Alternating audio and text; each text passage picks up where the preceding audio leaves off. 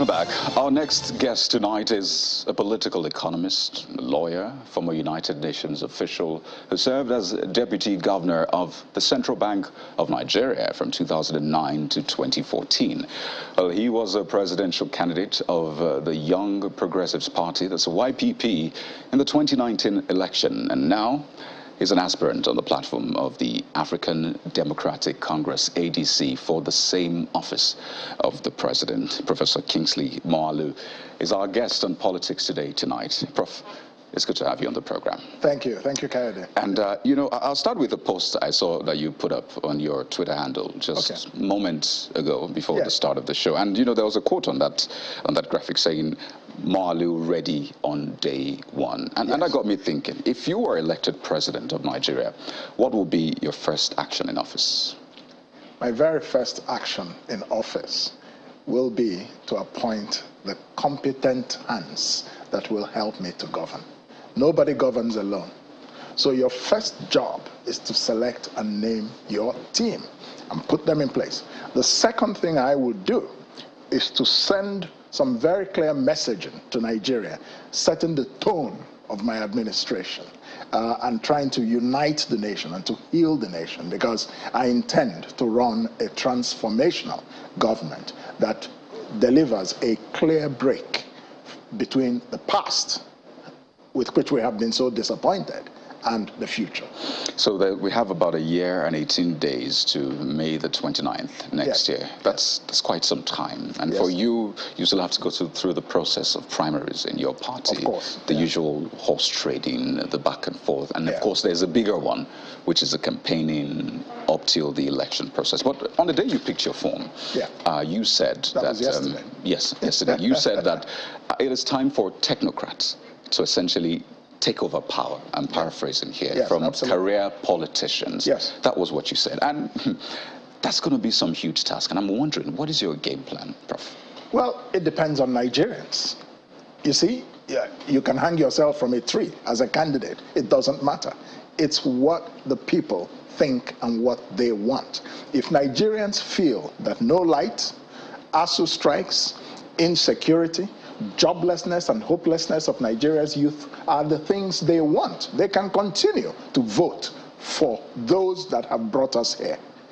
But it's also a choice that we can make as citizens to break away from the past and to say, look, for the future that we want, we need problem solvers.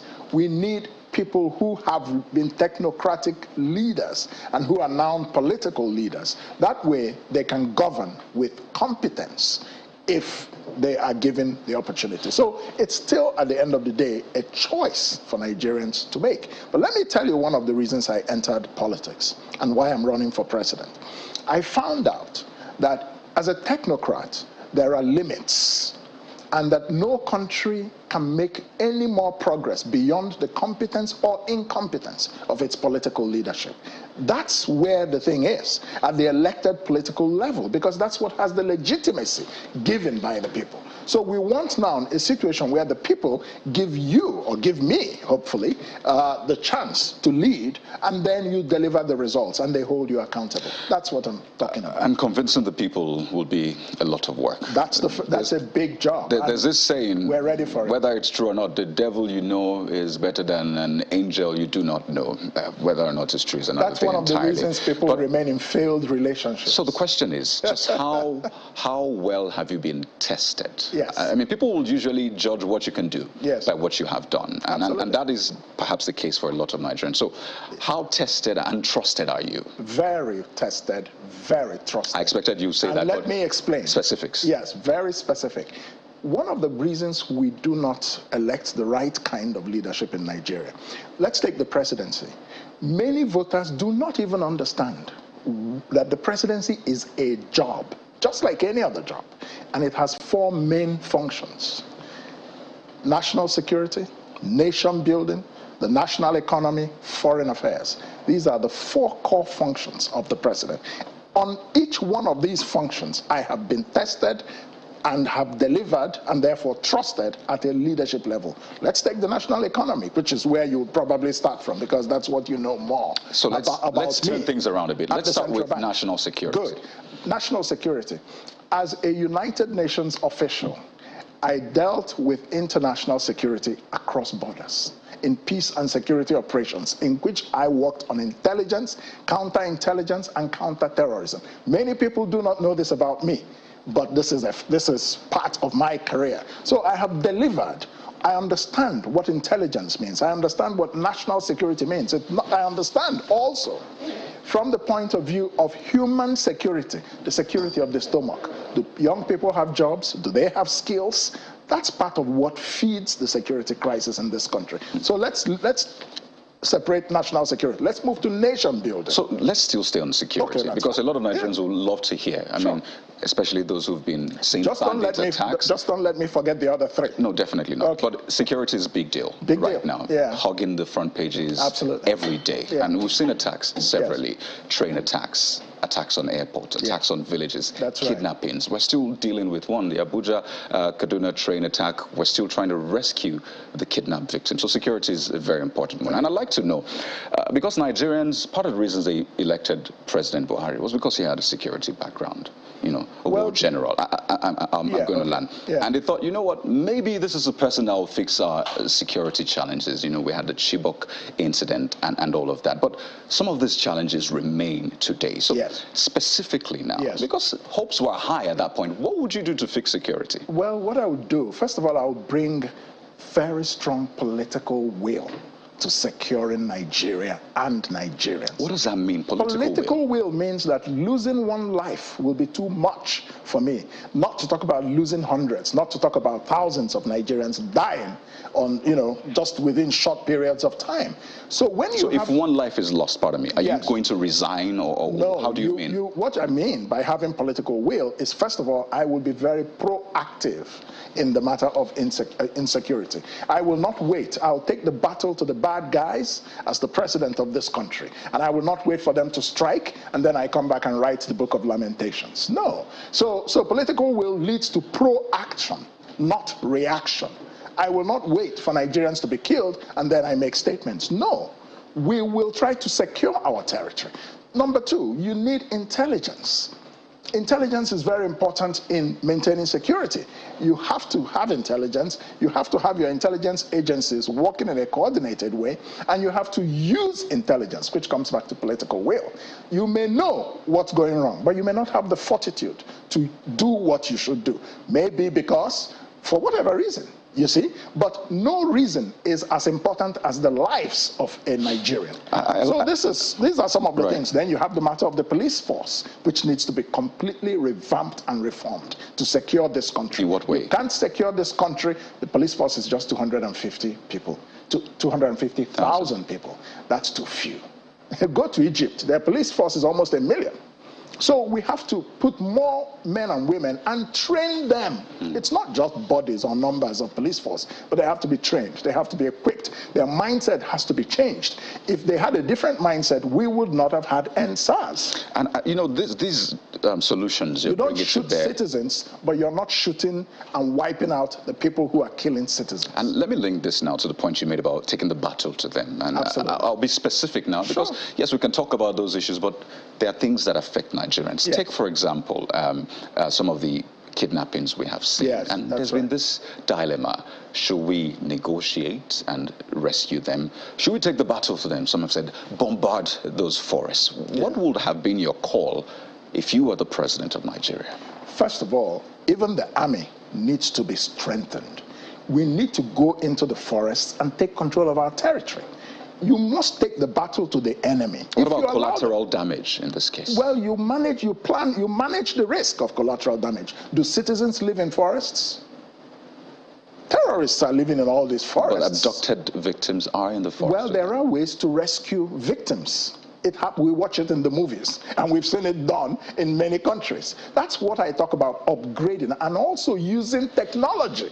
If we use technology effectively, I think we can be far more proactive against terrorists. So let me take you to the field you enjoy talking about, and that's of course, the economy. A lot We of can talk about Nigerians. nation building too, which is very important. Definitely we Yeah. will. But let's talk economy. Then we'll Sure. just take it, as we move Absolutely. on. And I'd like to know just how aware are you of the kind of economy that, if you are elected, will be handed over to you? Just how aware of the challenges are you?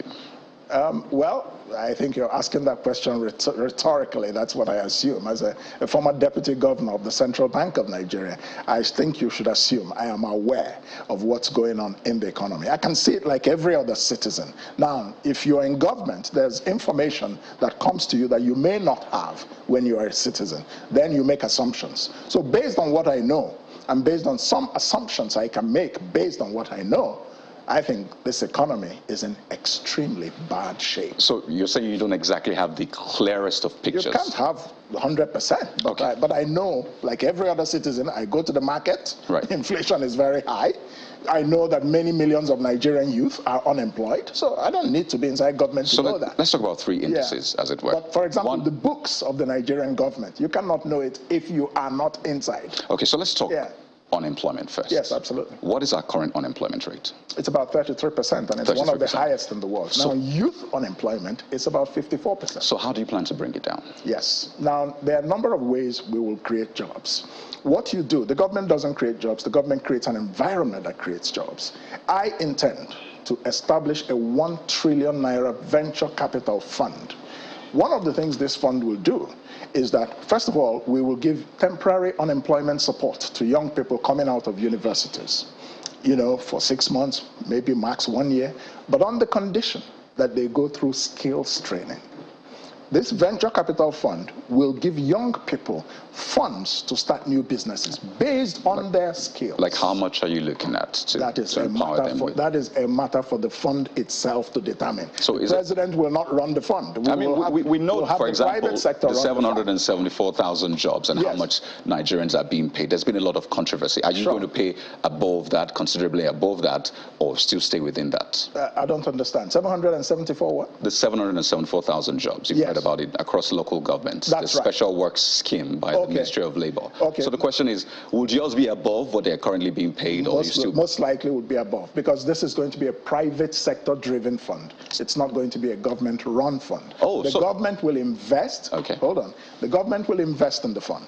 Private sector people will invest in the fund. And they will give people, everybody in Nigeria does not need 5 million to start a new business. There are people for whom 100K can help them start a hustle. There are people for whom 500K is enough. So it is according to the application, according to what people need for the business or creative venture they want to start. That's how the fund will respond to them. So how is it then different from, because a lot of people want to judge as well. We've seen the anchor borrower scheme, the trader money, the farmer money, and how is yours going to be different? Because I'm sure you've learned from this one. Well, if all those schemes were so successful, we would not have the high unemployment we have in this country today. We would not have the poverty rate we have in this country today. You must judge actions or policies by their success on the ground. And the reality that is facing us is that this country is economically collapsing. Forget about what people tell you on TV or propaganda. That's not what I'm here to talk about. We know that many young people graduate from schools, and for years they have no jobs. So that's the point I'm trying to make. The reason I will be different as a president is that I will come at the Nigerian economy from a place of knowledge, from a place of experience in economic management, and from a place of an empirical approach to managing the economy, and from a place of philosophy. Oh yes, you have to. There's no economy that can be successful if it's not philosophically anchored. Like a national ethos? Not just a national ethos. I'm talking about, for example, capitalism. What type of capitalism are you running? There are several types. There's welfare, there's state capitalism, there's crony capitalism, there's entrepreneurial capitalism. I recommend, as I always say, a mixture of entrepreneurial capitalism for Nigeria mixed with some welfare, especially for the aged citizens, social security. So you must be philosophically clear so that you can make policy that is consistent. Because, let me finish that thought if you don't mind. No, go ahead. You see, creating wealth there is a science to it. There's some sort of knowledge that goes into how to create wealth. You don't just sit in government and expect that your country will become wealthy if you don't understand what you're doing. So if you want to run a free market economy with government oversight, what you do is that there are three things you must address: property rights, innovation, and capital. So if we follow this scientifically and we have competent people running the economy, and as a president, I will definitely appoint the best economic minds and the best economic hands. Right. Then you have a higher chance of success at creating jobs and creating wealth. When you spoke about science, scientifically, a lot of people have said, Nigeria defies science, defies textbook. I mean, we're not talking about textbook. Deficit financing, for example, deficit budgeting, and it looks like, hey, this is how it's meant to work in the textbook, but for Nigeria, we're defying all the odds. But let's move this further, because we have quite a number of places to cover. Yes. And still a bit on economy. Some of the indices people use to judge our economy is the exchange rate, for example. Yes, that's right. I mean, you were in the Central Bank of Nigeria, and I'd like to know, are you comfortable with the monetary policies, the direction you have seen from the current Central Bank of Nigeria? No, I'm not, and I've said it very clearly. So what would you have done differently? Central Bank, what do you mean? What did I do differently as a Central Bank Deputy Governor? That's what I would do. We would run the Central Bank professionally. I wouldn't be running for president if I was a sitting Central Bank Governor. That's one of the things I would do, or not do, because that's one of the things that is creating a problem for the Nigerian economy. Investors have no confidence in an institution that is supposed to be impartial, apolitical, whether in regard to the markets or in regard to the government. I would not lend the government of Nigeria 18 trillion naira, breaking every law that exists in the books. So if you ask me what I would do differently, there are many things I would do differently, and therefore we would likely have a better economy. So this is about the exchange rate. Yes, right. You see, the exchange rate is also a function of how productive the economy is in terms of value-added goods and exports. So if you rely only on oil, then if oil has problems, your exchange rate will have problems, you see? So there are several issues that are involved in Forex. And one of them is a matter of whether or not the economy is diversified. And I have some ideas about exactly how to diversify the Nigerian economy. And it comes back to the matter of innovation. It comes back to the matter of industrial policy. It comes back to the matter of what incentives we create for exports rather than imports. Okay, let's talk nation building. And it comes back to whether you create opportunities for arbitrage. Where the central bank becomes too strong in the market, then you're creating opportunities for arbitrage. Okay, those who have connections will do well. Those who don't will suffer. All right, let's try to move fast because of our time. Sure. So, I mean, nation building now. Yes. You were in the eastern region. I think you were about 4 years old or yes, thereabouts. I was a child. During the Biafra War. The Biafra War. Yes, and I mean, you stayed for a bit, and this must have influenced you in a lot of ways. Now, there are different opinions about how to unite the nation, bring together the agitations, and really make us one united nation. How do you plan to do that? Yes, in two very practical ways. The first is that I will govern Nigeria as its president, based on equity and justice. What you do for this child, try also to do for the other child. Don't discriminate between people based on ethnicity or based on religion. No. So, justice and equity is a very important part of nation building. The second thing about building a nation, healing a nation like Nigeria that is broken by ethnic and tribal divisions, is transparency. I will have no hidden agenda as president. As you see me, that's what I am. I'm here to govern this country and make life better for Nigerians. And you will see it in all my actions. So you'll say it as it is? I'll say it as it is, and I will be open and transparent. I think that helps to build confidence in the leadership, because what it does is that it creates trust. So creating trust between the government and the governed is a very important part of nation building. And part of the agitations, especially from the southeast, is, let all the candidates pull together, throw their weight behind one single candidate. And there have been names mentioned, maybe a Peter Obi, maybe even yourself. But is that something you are willing to, submit to? Well, we see all this talk about consensus, not just in the southeast, But we saw some leaders of the Southwest, political leaders, all the contenders met the other day. Did they come out with a consensus candidate? No, particularly for the Southeast. Okay. Really saying that it is time. Yes. That's been the, I mean, the Southeast has not had a shot at the president especially. Absolutely. So there is more clamor, as it were. Yes. And some will say it's, justifiable. Well, look, we're in a democracy. If candidates decide to create a consensus among themselves, then it works, because they have the political will to step down for one another based on any number of factors. But if they don't, then you go through the democratic process. That's how it should work. So all this, withdrawing or falling behind a candidate is not for you? Well, I've been in politics in Nigeria now for a few years, and I know that achieving consensus is a very difficult thing. It's very tricky. Yeah, it's very tricky, and that I can tell you. You got 21,886 votes with YPP, so they say. Well, that's from INEC, which your party is registered under anyway. How many votes are you targeting this time around? I'm targeting to win. However many votes it takes to win, that's what I'm looking for. If it's 20 million votes, that's what I'm looking for. If it's 25, that's what I'm looking for. That's quite ambitious, 25 million votes. Ambition is made of stern stuff. Yes. Okay, so let's wind down on this, because you come across as, open person. Yes. And I'd like to know if these promises you have made, if you fail to achieve them, are you the kind that will say, you know what, I didn't meet this, I'm resigning? Yes, I would have the fortitude, if I fail, to resign. Why not? I mean, the government is not my father's property. If I fail to deliver what I promised to deliver, or at least 70–80% of it, you may not deliver 100%, whoever does. But you should aim to deliver at least 80% of what you promised. If you fall short and deliver 70, that's fine. For me, if I deliver below 70, then I'm not happy with myself. So, but let me tell you why I will not fail. And this is a very important point I want to make. 30 seconds, if you can. As president, I will govern through largely 4 units in my presidency. Strategy, there will be an Office of National Strategy.